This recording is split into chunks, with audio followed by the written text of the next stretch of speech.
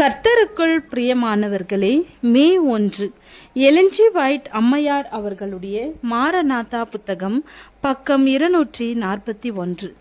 இன்றைய தியானத்திற்காக தெரிந்து கொள்ளப்பட்ட தலைப்பானது தேவன் தமது மக்களை வழி நடத்துவார். வசனம் ஏசாயா 43வது அதிகாரம் 2வது வசனம். நீ தண்ணீர்களை கடக்கும்போது நான் உன்னோடு இருப்பேன், நீ ஆறுகளை கடக்கும்போது அவைகள் உன்மேல் புரளுவதில்லை, நீ அக்கினியில் நடக்கும்போது வேகாதிருப்பாய், அக்னி ஜுவாலை உன் பேரில் பற்றாது. தேவனுக்கு பூமியிலே ஒரு சபை இருக்கிறது. அவர்கள் அவரது கற்பனைகளை கை கொள்ளுகிற அவரால் தெரிந்து கொள்ளப்பட்ட மக்களாவார். இங்கொன்றும் அங்கொன்றுமாக நெருக்கிட்டு அலைந்து திரிபவர்கள் அல்ல. ஒரு கூட்ட மக்களை அவர் வழி நடத்துகிறார். வேலை வெற்றி பெறாதோவென்று பயப்படவும் சந்தேகிக்கவும் அவசியமில்லை. ஊழியத்திற்கு தேவனே தலைமை வகிக்கிறார். அவர் எல்லாவற்றையும் ஒழுங்குபடுத்தி நிலைப்படுத்துகிறார். ஊழியத்தின் தலைமை பொறுப்பிலே ஏதாவது சரிப்படுத்த வேண்டியது அவசியமானால் அவர் தலையிட்டு ஒவ்வொரு தவறையும் சரிப்படுத்துவார். தேவனுடைய மக்களை ஏற்றி செல்லும் அந்த மேன்மையான கப்பலை தேவன் துறைமுகத்திற்கு பத்திரமாக கொண்டு சேர்ப்பார் என்ற விசுவாசம் நமக்கு இருக்கட்டும்.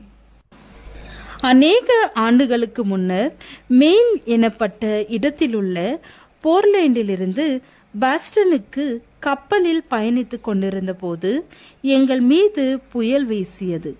பிரம்மாண்டமான அலைகள் எங்களை அங்கும் இங்குமாக அலைக்கழித்தன.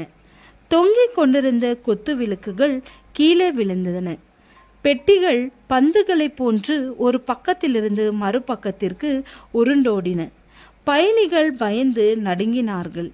அநேகர் மரணத்தை எதிர்பார்த்து காத்திருந்தவர்களாக அலறிக் கொண்டிருந்தார்கள். சற்று நேரம் சென்ற பின்னர் மாலுமி உள்ளே வந்தார். அவர் சக்கரத்தை பிடித்து இயக்க ஆரம்பித்த போது கப்பல் தலைவன் அருகில் நின்று கப்பலின் பாதையை குறித்த தமது பயத்தை வெளிப்படுத்தினார். மாலுமி கப்பல் தலைவனை நோக்கி, கப்பலை ஓட்டுகின்ற கருவியை நீங்கள் பொறுப்பேற்று கொள்ள முடியுமா என்று வினவினார். கப்பல் தலைவன் அதற்கிணங்க ஆயத்தமாக இல்லை. ஏனெனில் அந்த செயலில் தனக்கு அனுபவம் இல்லை என்று அவருக்கு தெரியும். பின்னர் பிரயாணிகளில் சிலர் கவலைப்பட்டு மாலுமி கப்பலை பாறையின் மீது மோதி அடித்து விடுவார் என்று தாங்கள் பயப்படுவதாக கூறினார்கள். நீங்கள் கப்பலை ஓட்டுகிறீர்களா என்று மாலுமி அவர்களை கேட்டார். ஆனால் அந்த கப்பலை ஓட்டும் கருவியை தங்களால் கட்டுப்படுத்த முடியாது என்று அவர்களுக்கு தெரியும். ஊழியம் ஆபத்தில் இருப்பதாக நீங்கள் நினைக்கும் பொழுது ஆண்டவரே இயக்கும் கருவிக்கு அருகில் நின்று குழப்பமான இந்த நிலையினூடாக எங்களை அழைத்து செல்லும், துறைமுகத்திற்கு பத்திரமாக எங்களை கொண்டு சேர்த்தருளும் என்று ஜெபியுங்கள். ஆண்டவர் நம்மை வெற்றிகரமாக நடத்தி செல்வார் என்று விசுவாசிப்பதற்கு நமக்கு காரணம் இல்லையா?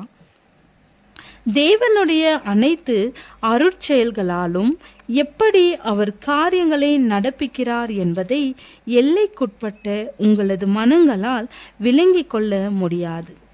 தேவனே தமக்கு சொந்தமான வேலையை பொறுப்பேற்று நடத்தட்டும். ஜெபம். பிதாவே, எங்களையும் ஒரு வில்லியம் கேரியாக பயன்படுத்தும். ஆமேன்.